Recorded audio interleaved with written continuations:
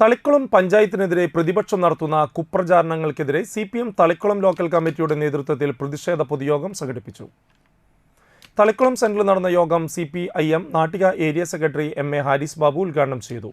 Area committee അംഗം KR Seetha അധ്യക്ഷയായി. Area committee അംഗം advocate VK Jyothi Prakash, local secretary EPK Subhashithan, panchayat president PI Sajitha, vice president PK Anitha, standing committee ചെയർമാൻമാരായ MK Babu, Bushra Abdul Nasser, ജനപ്രതിനിധികളായ V Kala, KK Sainuddin, Sandhya Manoharan തുടങ്ങിയവർ സംസാരിച്ചു. തളിക്കുളത്തെ കോൺഗ്രസും അതേപോലെ തന്നെ BJPയും RMP എല്ലാം ഒത്തൊരുമിച്ച്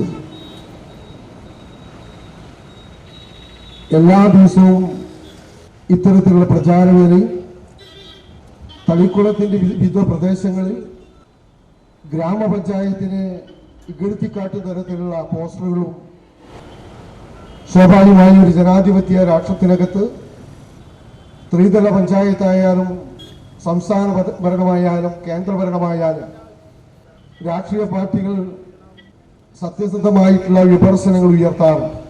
പക്ഷെ തളിക്കുളത്ത്